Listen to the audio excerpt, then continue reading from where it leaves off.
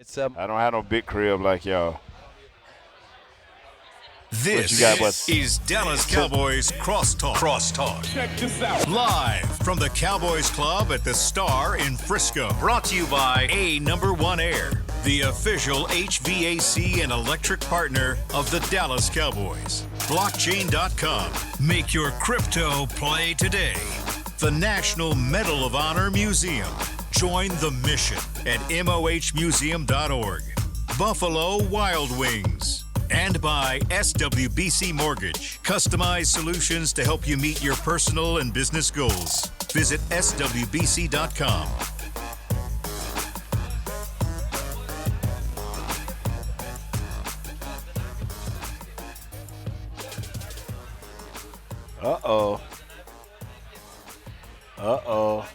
Thanksgiving. There we go. Thank you. 12's the night before Thanksgiving. We got all kinds of excitement going on because on Thanksgiving, the Cowboys always play a little football. They're taking on Washington Commanders. I'm Chris Arnold from 105.3 The Fan. And as always, Nate Newton, three-time Super Bowl champ, is here, along with, from DallasCowboys.com, the man, his name is Nick Harris. Yeah. And our special guest this evening is the first man to get 5 Super Bowl championships. He got 5 rings somewhere in his house. Maybe it's locked up in a safe. He is also a Pro Football Hall of Famer. He is also a member of the Ring of Honor. Put your hands together for Mr. Charles Haley. Chuck, how you doing, buddy? Hey, I'm doing good. How Put you your mic down a little bit closer. There you go. A bit closer? A little bit closer. Turn his volume up a little bit more for him. Well, there we go. Hey, I'm doing good. How y'all guys doing? Man, we're doing great, man. We're so glad to see you. Hey, happy Thanksgiving, everybody. That's right. Happy Thanksgiving. You know, when we start the show off, we usually talk about what the Cowboys did the weekend before. The Cowboys, by the way, are 7-3 now. They thumped the Panthers in Carolina. Nate called it. He said this game ain't even going to be a match. They won 33-10. Wait a minute. What did you just say? He said ain't gonna. What did the offense do? The offense scored, not 33 because Deron Bland got a touchdown, got a pick six. 26. 26 points. What, Dak got 180-yard pass? Yeah, he didn't bust 200, but I guess he didn't have to. Oh, okay. But you know what? I was going to bring up something else because they kind of took care of business. In other words, they didn't let that trip them up. Nate said they weren't going to look past them, and they didn't. But my question for you guys is this. Before the game, Jerry almost hijacked the show when he announced that Jimmy Johnson, y'all's coach, was finally going into the Ring of Honor. I want to ask Charles first, what's your thought of Jimmy finally getting in, and you already in? I'm happy for him. Just that simple? Did you know it might happen this year? No. I'm happy for him. Everything. I think everybody's happy for him. I think even Jerry was happy for him. Nate, what was your reaction? I'm ecstatic, man. It's guys like Coach Johnson and this guy sitting to my right, Charles Haley, man. They kept me on the narrow path, man. He helped keep me in shape and make me look at the game a different way, and Coach Johnson just continued to push. So I'm excited, man. I know Charles will be there on the 30th of next month. I'll be there. A whole lot of guys been texting me saying they'll be there. So I want to make this thing a big thing for Coach Johnson. One of the reasons Jerry said he wanted to have it on December 30th when the Cowboys take on the Detroit Lions on Saturday Night Football is because it's an extension of Monday Night Football, and Troy's going to be there. And I know, Charles, when you were in the Ring of Honor, it was Troy that surprised you and told you that you were going in, right? Can you tell that story a little bit? That Troy Aikman with you over in Jerry's office, and Troy had some news for you? I think I don't really remember what happened, man. I think Troy did tell me. You know what? That part of my life is a blur. Yeah, I got you. I don't dwell on awards and stuff, man. I'm just, man, the happiest moment in my life was to play with a bunch of guys, man. My teammates, they're the one to put me there. Oh, yeah. And I get more pleasure out of hanging with Nate, knowing that, you know what, every day I know whether I'm up or down, I knew Nate's going to be there. That's right. You the know, relationships. For me. Yeah, and that's what I cherish. I cherish the relationship with my teammates. Well, Jimmy Johnson is going into the Ring of Honor. Nick, when you heard about it, what was your reaction? Because, again, I think Cowboys fans are like, I can't believe it. It's like hell froze over. Jimmy and Jerry together, and Jimmy's going into the Ring of Honor. It wasn't necessarily a moment of I can't believe it, but more so I can't believe it's happening right now in Carolina at a visiting stadium. So it all happened super fast. We got the notion last minute that there was going to be a press conference, and at that time it was about 45 minutes away. So we packed up what we had going on and went down and made it happen. And then that's what ended up happening. Couldn't have imagined that would have happened when I woke up that morning. Hey, who gonna tell Jerry not to drink? You know, he's probably gonna have something. He gonna have something. It's a Saturday night. It's a Saturday night. You know he's gonna be happy and celebrating. And this is at halftime. This is at halftime. At halftime. What? You know, Jerry started drinking. Ain't no telling what's going. That means it's gonna be a real party. It's gonna be a major celebration. And you know, just like when all y'all show up for the Pro Football Hall of Fame honors and all that, and they have you down at halftime at one. Jimmy came back when he went to the Hall of Fame, and the first thing he did that made the crowd go crazy, he goes, "How about them Cowboys?" How about them Cowboys? Y'all remember when he said that in that locker room? Yeah. That was something special, wasn't it? Yeah, you know, if they really want to make this special for Jimmy, Jerry and them should give the players tickets to come to the game. If he really want it to be something truly special. Yeah. Because I feel like if he throw that olive branch out like that, I believe a lot of guys will come in and go. Oh yeah, I think you're right. And speaking of Troy again, because Troy will be there on the 30th working for ESPN on Monday Night Football.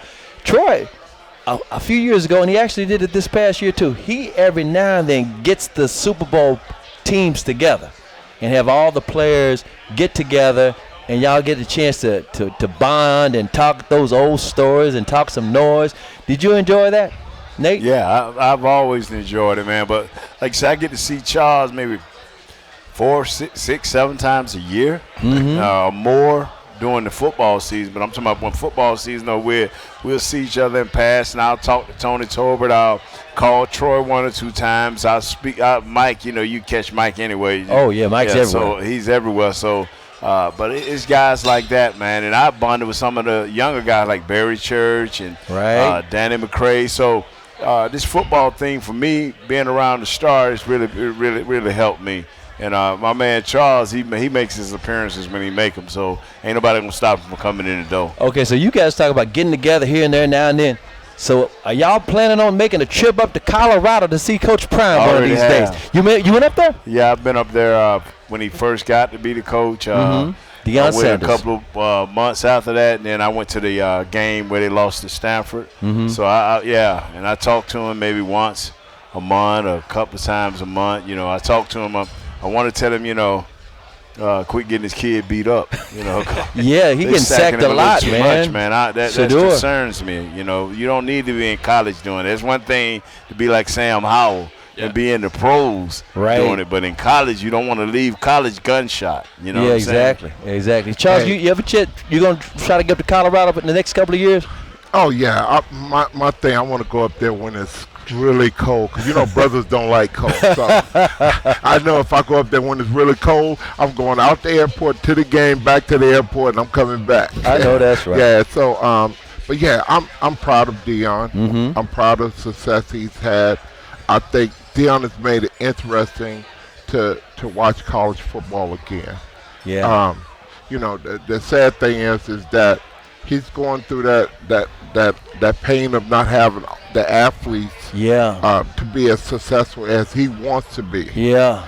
And you can pump somebody up as much as you want, but if it ain't much substance to them, you know, they're gonna fall. That's right. And you know what, Nate, you actually lived through this. The first year Jimmy came to the Cowboys, y'all went 1-15. Yeah. I've been on the bottom, man, and we, like I say, once again, we went and got key players, and then Charles was the missing was the reason for our first few Super Bowls, and then Deion reinvigorated us again. Say what? Cut it out. You wasn't that good. You wasn't that good. Okay. He came in here and smashed his boy Wallace. Steve Wallace was his boy. That's right. You know, he helped Steve Wallace be an all-pro tackle. Then he come back and he smashed this kid. You know? Yeah. Yeah. His You protege. smashed. Hey, he had the wrong jersey on. 49er jersey. Hey, bro. I understand. If they got the clock going and somebody keeping score, then I'm about winning. Exactly. Yeah. And by the way, did y'all notice that Steve Wallace's brother is comedian George Wallace? Yeah, I always wondered about that, man. Yeah. George always bragging about him. Yeah, man. I just I played against Charles, and he helped some other dude get a sack, some old fat guy get a sack on me. He talked noise like he got the sack. No, hey. Yeah. Hey, you know what? They were so busy double teaming me and let the tackle just go get a sack. That's No, right. That's what they ran an ET. He banged me, knocked me off, and the dude looped around and got the sack. Like on a Two of they was coming down, but we just couldn't close the gap quick enough. 'Cause Right. he banged me so hard, you know. Like D-Law banged that dude on. Yeah, And he see, hit me hard. That's the thing. See, Charles, you tried to downplay it, but you were an exceptional edge rusher. In fact, nobody could contain you one-on-one. They had to double. When was the last time you was single coverage? I mean, when somebody was just man-to-man with you? Never. I got it sometimes. A couple times here and there. But you know what? Hey, it's a team sport, and That's right. My thing was I wanted the D-line to understand that I would lay my life down for them, Mm-hmm. and we had that type of brotherhood. They were sacrificed for me just as much as I was sacrificed for them. He just wound up with all the sacks. Yeah, no, exactly. no. A lot of sacrificing going on. Going through 2 or 3 people. How many defensive linemen went to the Pro Bowl and I didn't go? So How many people in the Hall of Fame and they ain't there? Yeah, them same ones that went to the Pro Bowl. Yeah. They watching him walk across stage. And see, I love the humbleness, but I'm telling you, when he walked in, man, when he walked into our place, over there at the old the place, Valley Ranch. he wasn't there 2 days. Yeah. He got off the plane, elated to be a Cowboy. That lasted 1 day. The next day they bring him in the locker room. We all just sitting around. And we accepted him because if Jimmy brought him, we knew he was a baller. Yeah. And plus, I played against him, so I know what he could do. Yeah. So he walks in there, man, and I wish this was a family show I could cuss. He walks in there, and he said, "You sorry, I ain't none of y'all, da-da-da. I got a scout report on all of y'all, especially the offense." And he wouldn't have just started with Troy, just telling everybody. Name and name. Oh, man, just telling everybody what he saw from them and da-da-da-da-da. I like, I looked at this dude like, you know what, man, maybe we should trade him for a little bit less to get him out of here. He had the scouting report. He was telling y'all how to step up your game. But it's the way you talk to people. Right. The word politically correct wasn't back in them days. No, back in them days. You just got talked about. Exactly. And so once he did that, man, it wasn't 2 weeks later. He came to me, F.A. Nate. F.A. Nate, that's what, y'all put it together. Oh, yeah. Yeah, F.A. Nate. I say, what up? And I called him his name Right. that I had, which was A Nice. Right. And he said, you know what, man, listen to me. He said, I'm serious. He said, in the first 5 or 6 weeks, you look like an all-pro, and everybody be like, man, look how good Nate look. But after that right there, it seemed like you just eat yourself out of shape, or you don't look the same the rest of the season. He said, man, I'm going to work out with you every day, be over here this time. I'm thinking he's joking. So I come back, he there, him and Tobin. And we started working out, man, Monday, Tuesday, Wednesday, a light day Thursday, Friday off, Saturday, getting ready for the game. I did this for 5, 6 straight years. I made Pro Bowl every year. He worked out with me, him and Tobin. Yeah. It's the little things like that. Yeah. You know, when we come back, we're going to take a small break. When we come back, it is the night before Thanksgiving. Yeah. I saw Charles yesterday in the Cowboys locker room talking with Micah Parsons and Dak Prescott. He might not tell all the details. We're going to talk about some of the love that was shared yesterday next on Cowboys Crosstalk.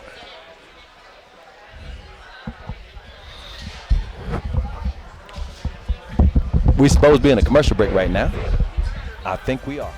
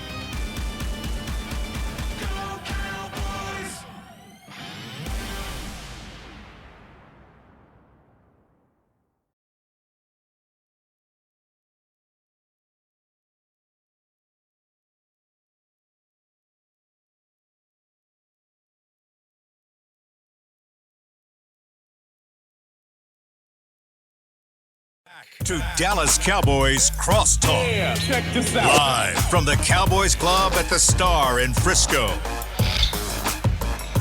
We are back. I'm Chris Arnold along with the legendary Nate Nude. From DallasCowboys.com, Nick Harris, and our special guest, Pro Football Hall of Famer, 5-time Super Bowl champ, Charles Haley. By the way, at SWBC, customized solutions for individuals and businesses are just a click away. Visit SWBC.com to learn more and start your next adventure. Fellas, I'm going to tell this to Nick. See, Nick's new to DallasCowboys.com. Fairly. Fairly new, but he's an excellent writer, excellent reporter, excellent conversationalist on the radio when we have you on 105.3 The Fan. Appreciate it. Me and Nate and Charles go way back. Way back. In fact, Charles, you got to tell this one story. You got to fill in the blank for me. The first time the Cowboys won the Super Bowl, everybody got invited to the White House. So we go up to the White House to meet President Clinton, and we fly in to D.C. Everybody's on the plane except Charles. I guess Charles ain't going to be there. We get on the bus, and we're going to the White House, and the bus pulls up out front, and there's Charles at the gate. Charles, what happened, and why were you not on the plane or on the bus? Because you came in with the rest of us, but you were already there. Well, President Clinton invited me, my wife, and my kids to the White House, so we went to the White House, and I think this is the second Super Bowl. Okay. If you're talking about, and Jared wouldn't let the wives go on the plane. Right. And so my wife was gonna go. Okay. You know, she suffered through to get me there, and she was gonna go. So, but you know, she showed up. Very nice. She was the only wife there besides, right. Jean.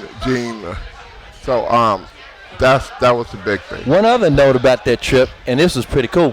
It was Michael Irvin's birthday. You remember that, Nate? Yeah. It was Michael Irvin's birthday that day. And Wow. they made a little big deal about that, too. So it was a nice little visit. The Cowboys going to the White House. Man, the Cowboys need to win a Super Bowl. This might be the year if things fall into place. Let's talk just a little bit about this year's team. And I mentioned going to the commercial break, you was out in the locker room yesterday, and everybody's in a really good mood. You visited with Micah Charles, and you also visited with Dak. I'm not going to ask you to share your conversations, but it seemed like everybody was feeling good about this game tomorrow. Well, I think that the Redskins gave all that talent away. Yep. So. Oh yeah, the trade deadline. Yeah. So yeah, Chase is gone, and the defensive ends. That other defensive end that was good, he sweat. So they should be able to run the ball, throw the ball. Mm-hmm. The best defense is a great offense, and so when you look at it from that standpoint, we should have a good day because we're not playing teams of any caliber, but yet we let them hang around. Gotcha. You need to stomp out those pretenders because the contenders are the ones you got to worry about. Well, the worst teams used to beat out, but we had all the coaches I ever had. We didn't never take our foot off the gas pedal. We put it on them. Mm-hmm. Okay, and the starter stayed in the game till the end of the game. Right. We put it on them. We were about winning. It's an attitude, and you can't turn that switch on and off. Most guys don't have the ability to do that, so you have to keep your foot on the gas.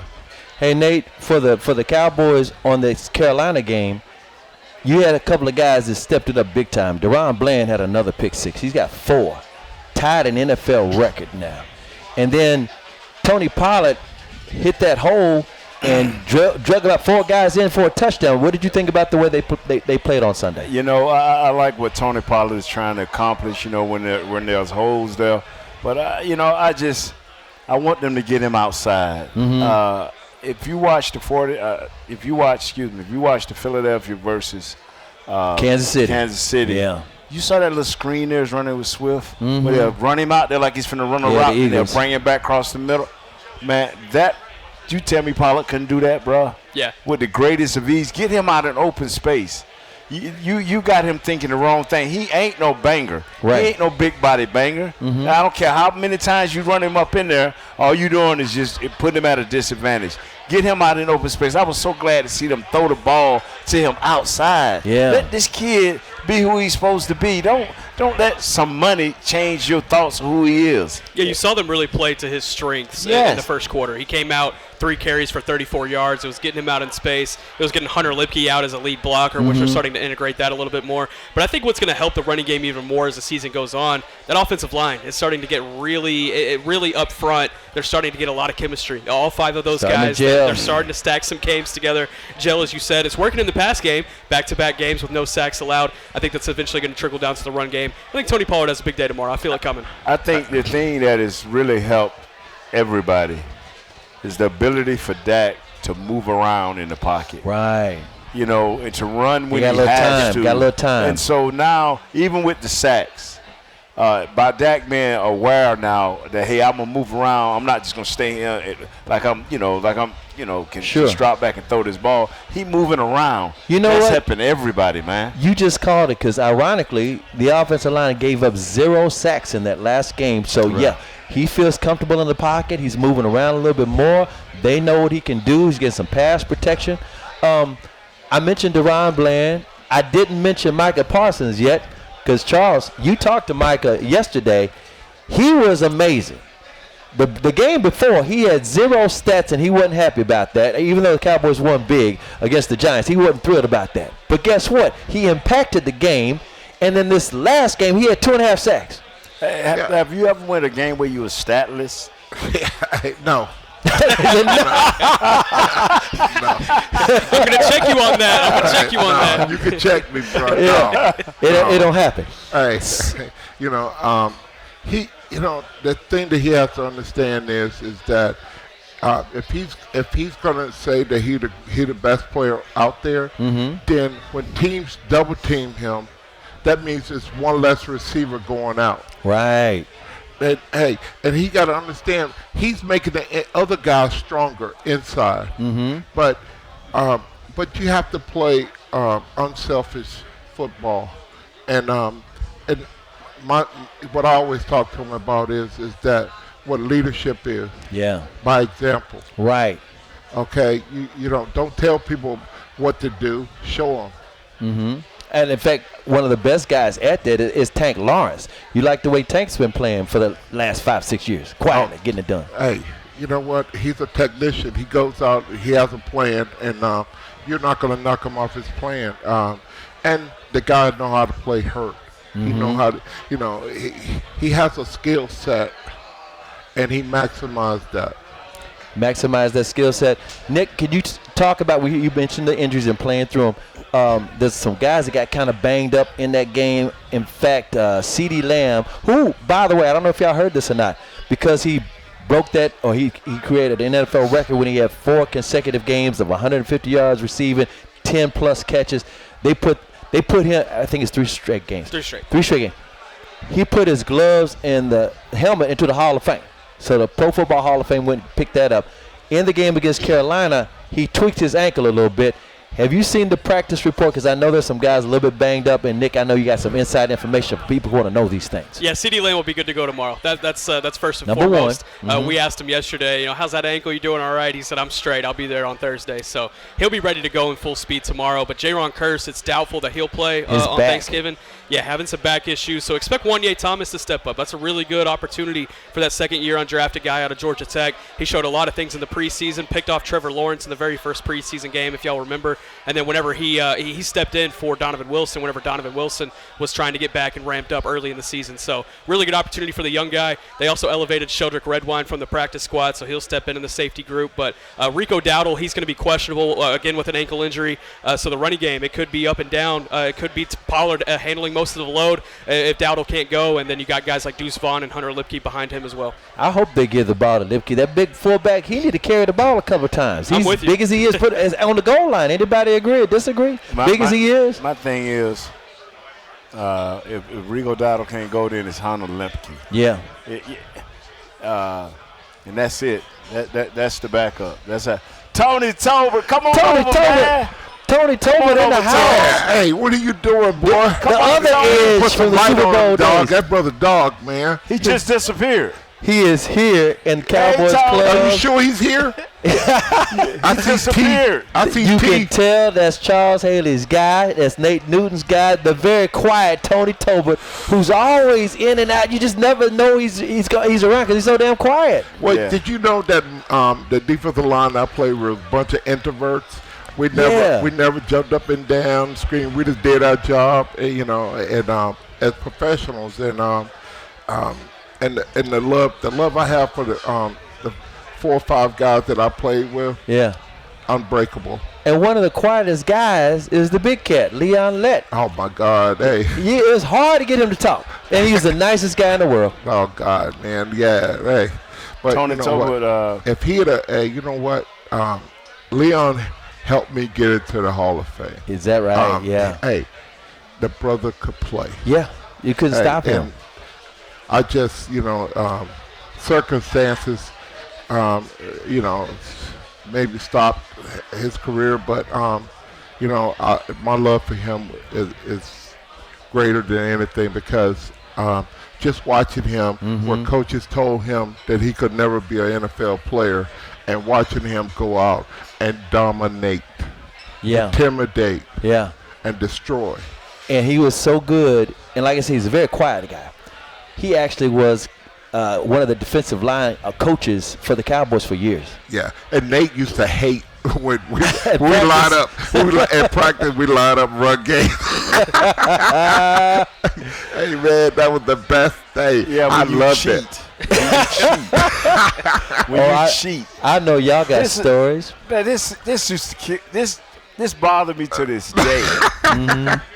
Okay, we'll get the schedule, because we 2-a-days. We 2-a-day. We Oh, yeah. banging. Back in the day. So, coach said tomorrow. I'm just letting y'all know tomorrow, because we getting ready to go to the evening practice. Did the morning practice. We had meetings. We having meetings. Tomorrow, we're gonna start working on our game. So today we in the practice today and one-on-ones we're gonna set. Get ourselves in the rhythm. So I'm ready. Now I got to deal with Leon Lett in practice every day. So here I am focused, because I'm knowing they ain't supposed to be running no games.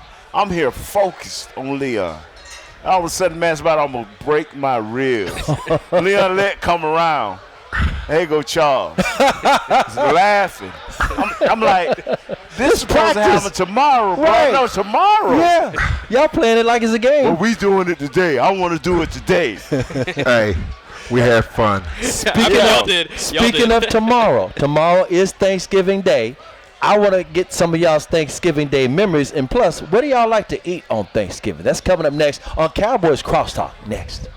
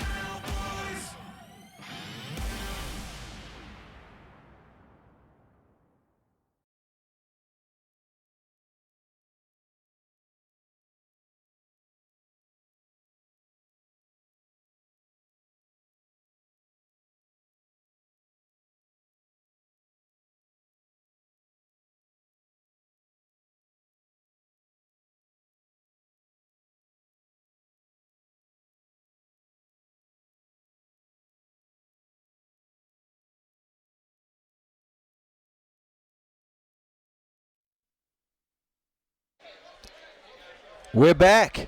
We're back at Cowboys Crosstalk here at Cowboys Club and the Frisco Star. And by the way, if you don't know, Jack Black wants to use what the pros use. Jack Black is the official men's skincare brand of the Dallas Cowboys. Visit getjackblack.com today. I'm Chris Arnold, along with the legend Nate Newton, and from DallasCowboys.com, Nick Harris, and our special guest, 5-time Super Bowl champion, Pro Football Hall of Famer, Ring of Honor member, Charles Haley. Number 94 in your books. How you doing, Charles? Hey, man. You having fun so far? Oh, I'm loving it. Now, Tony Tobin just came through here, but then Tony Hill just came. All the former Cowboys are showing up this evening, the night before the game. Hey, it was the night before Christmas. When all through the house. Hey, Thanksgiving, I teased this going in. And by the way, in the very next. Teased? What does that mean? That means I was telling people what to watch out for. I teased. I was going to say, dog, hey, you a man. You can't tease me, bro. What happened was, coming up in the very last segment, we're going to get into this game against Washington. But Thanksgiving, you guys played on Thanksgiving lots and lots of times. And your question was, what do we eat on Thanksgiving? Yeah, that's where I was going to go. Nate ate everything. You remember, Nate used to be that big, dog. Hey, he used to even chew the bones, dog. Down to the bone. Hey. I understand. You know what? I'm gonna tell you. I gotta tell this. Nate, one Thanksgiving after the game, I took Nate with me down to my friend Nanette Lee's house. Her mom and daddy had a big Thanksgiving celebration. After the game, they said, "I can go with you for a little while." Man, we was playing spades. We were playing dominoes. That's Nate. Yep. It was a good. Where's she at? She getting ready to do another radio show, and of course she still do her comedy stuff at the Improv and the whole nine. She's probably listening right now. What up, Nanette Lee? Yeah. But Charles, you mentioned what you like. What do you like to eat on Thanksgiving? Whether you were playing football or not, what's some of your favorites? Is it turkey and dressing, or do you have a ham? To be honest, I don't do holidays. Is that right? Yeah, it's depressing for me. Man. So I don't do holidays. I understand. So do you get together with anybody at all? The family? No. Just kind of chill. Yeah. Well, when you was playing with the Cowboys, y'all had some moments and some memories. Now, we mentioned Leon Lett in that one game when it was icy. You talking about Miami? Yeah, the Miami game, and a lot of people remember that. Y'all went on to win the Super Bowl. Hey, the only thing I remember is that somebody was saying that Jim was going to cut Leon for that. For those who don't know, Miami was trying to kick a field goal. The field goal got blocked. Right. And all you had to do was just stay away from the football and the game's over. But instead, Leon thought, okay, let me recover this fumble. And he touched the football, and it was icy, and the ball slid away. So Miami recovered the ball and kicked the field goal to win the game anyway. And everybody was just mad. I wasn't mad. Hey, I was. Those things happen. The rules wasn't explained good enough, so that everybody knew. Now, me, I ain't running down the field for that anyway, bro. Yeah. I don't even think I was on the field at that time. If I was, my job is to push a little bit and jump. Right. And then I'm good after that. There was a special game for Jason Garrett. Troy was hurt. Jason Garrett came in there. Barry Switzer was the head coach, and he kept throwing the ball, and Michael Irvin and Emmett was running wild. Nate, can you remember that game at all? Yeah. We threw it up in there to Alvin Hopper. Yeah. Just threw it up. Yeah. I got a question. When Jimmy was coaching, he brought in every quarterback in the business. He never let Jason Garrett go on the field.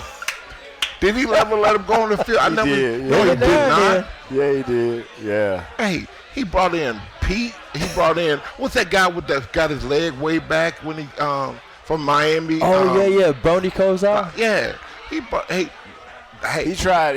Well, he just wanted to get somebody who had a better resume closer to Troy in case Troy got hurt. And you know what? Jason was solid, but he said if I can get somebody a little bit better. What did he do when he left? Who, Jason? Yeah. Oh, I think he wound up coaching. No. I'm saying, didn't he go play in Arizona? I think he played for the New York Giants for a minute. He played for the New York Giants, and then he was a quarterback's coach for the Miami Dolphins. No, we're not talking. We're talking about playing-wise. He went to the Giants, right? Yeah, he played for the Giants. Jason Garrett played for. Yeah, he was a backup quarterback for the Giants. I thought he went to Arizona. He started for a minute. Nah. It wasn't? Not Jason Garrett. not Jason. Not Jason Garrett. Oh, okay. But hey, back to Thanksgiving. Did y'all, it was a short week. Was it more difficult for that game, or was it made it easier because you were at home? Because there were other teams that were saying, man, the Cowboys in Detroit, they got a competitive advantage playing on Thanksgiving. No, you know what? Thanksgiving was just like every other week. I'm going to lay on the training table. I ain't going out to practice anyway, so I don't care. Bruh, I'm good. You good till the game time. I'm good. But you know. Hey, Nate was one of them dummies that had to go out there and just hit somebody. He just felt like, I just need to do it, you know. He's so used to going out there and banging. I ain't hitting nobody. Yeah, they want me to play on off. Sunday. They want me to play on Sunday. They better let me sleep Monday, Tuesday, Wednesday, Thursday, and Friday. I hear you. So, Nate, was that schedule kind of tough for you? Some of the guys who had to practice on a short week? Yeah, but basically he didn't do much to us. That's either Coach Johnson or Coach Landry. You know, we just kind of walked through and stuff like that. But we were in such great shape from all of this hitting that we did during training camp you know, our bodies were so beat up and hurt, except this guy over here who slept all the time. Oh, yeah. But it's amazing now how he would do that right there, right? But he would study his film. Always. And we would do that evening workout. Mm-hmm. You know, but during the day he rested. So that's probably why he worked out so well in the latter part of the evening when we came back for the evening workout. Right. So, yeah, he was pretty consistent. Right. Well, so, you know what? What they did was, you know, I wasn't very smart, but they put me in, at the 49, they would put me in this room with vibrating chair, headphones and stuff, because I was having migraine headaches and I like to just punch people in the face. So they wanted me to calm down. And I accidentally brought my contract in there and I read it. It doesn't say anything about a practice. Bruh. They should. You looked at the fine print. You know what they say? A mind is a terrible thing to waste. Right. I didn't waste mine. Let me tell you that. Well, the good part about those Thanksgiving games was y'all actually, unlike nowadays where they have another Thursday night game, y'all actually would have like 10 days before the next game. They kind of helped because Coach Landry and Coach Johnson always say the December games were important. Y'all wanted to go into the playoffs on a roll, right? Right.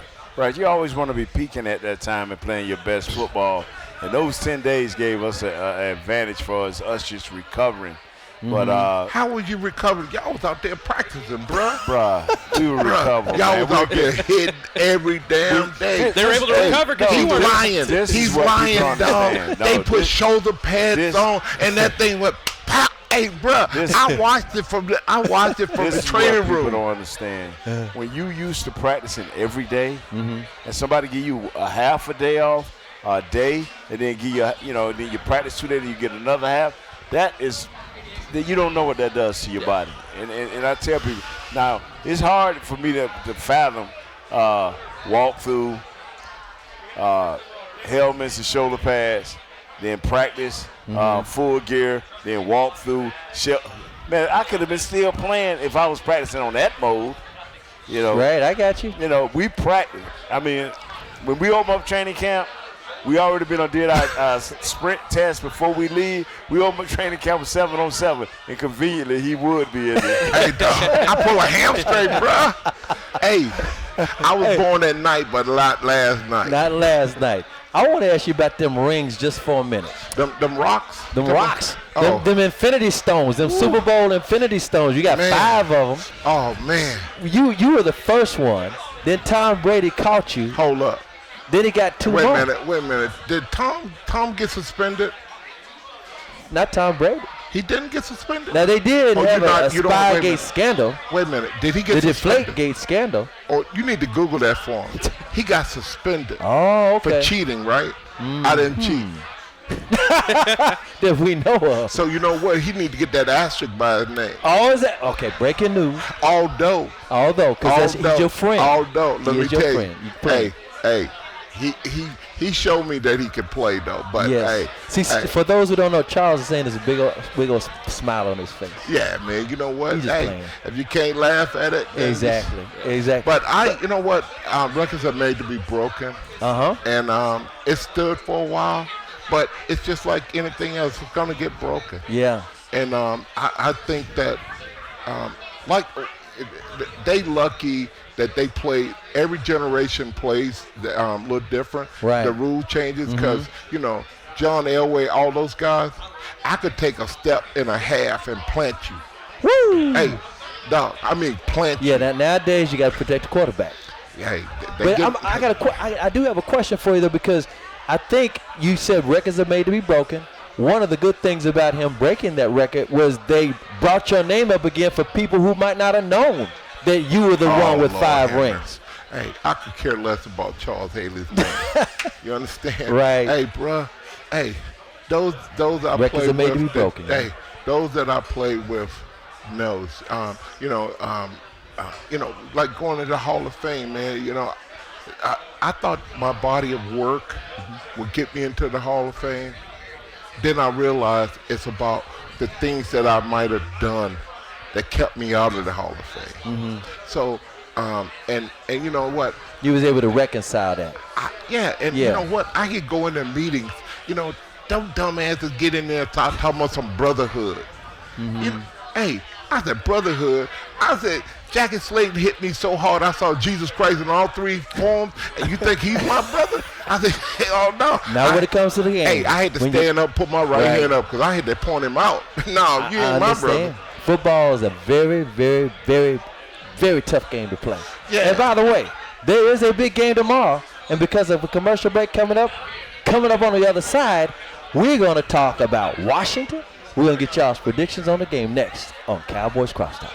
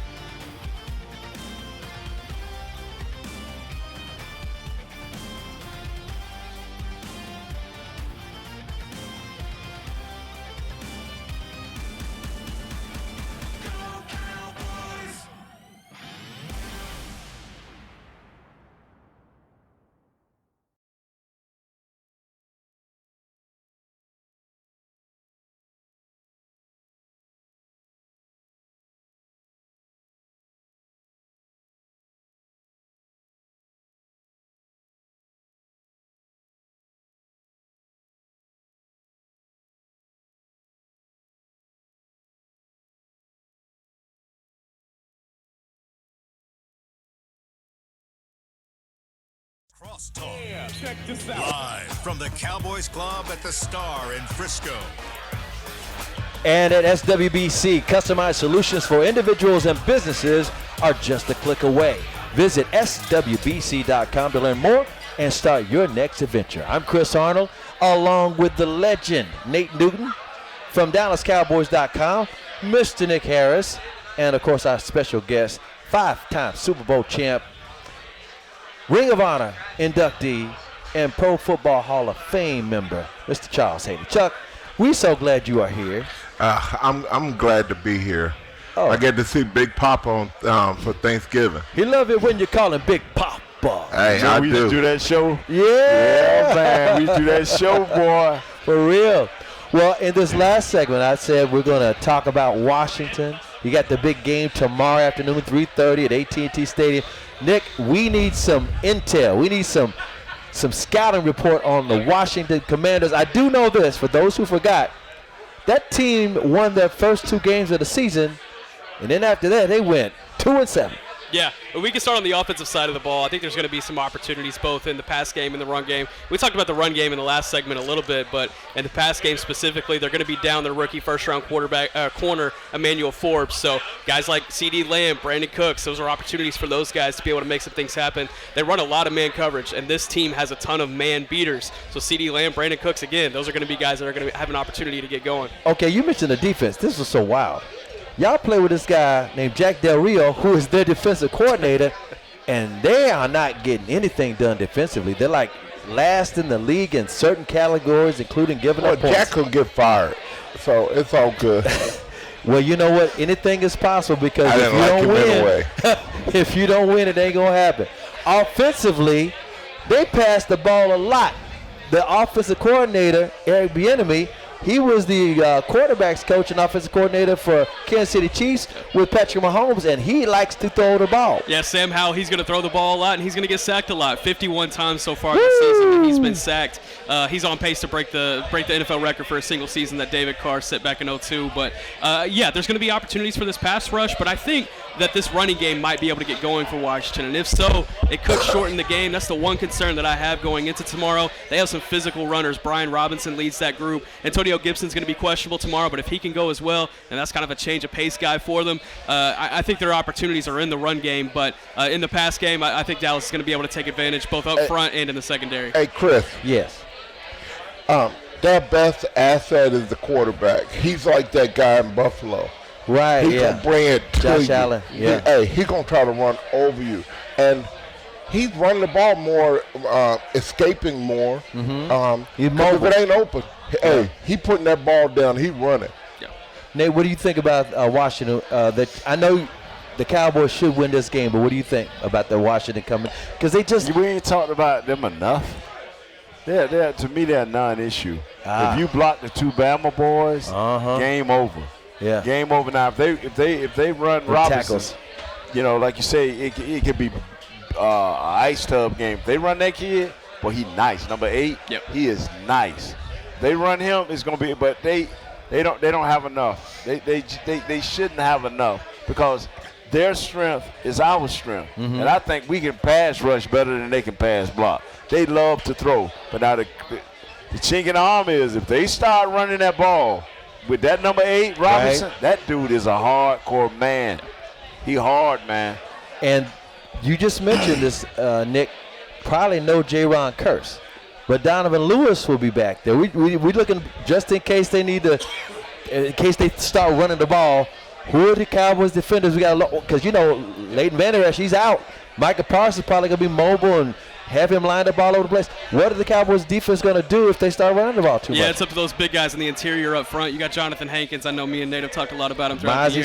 Mozzie Smith. And then in that second level, Marquise Bell's done a good job in the run game since he's had to step in for Leighton Vander Esch. So just filling the holes and having those instincts, that's what he does best. And it's going to be up to those guys to be able to stop the run. And Nate, if they start throwing the ball too much, Deron Bland, Nah, it's all about them guys up front. Stephon? I'm gonna tell you, it's all about them guys up front, and these guys are the recipient of it. I just think in another year, if everything come together, then it'll work together.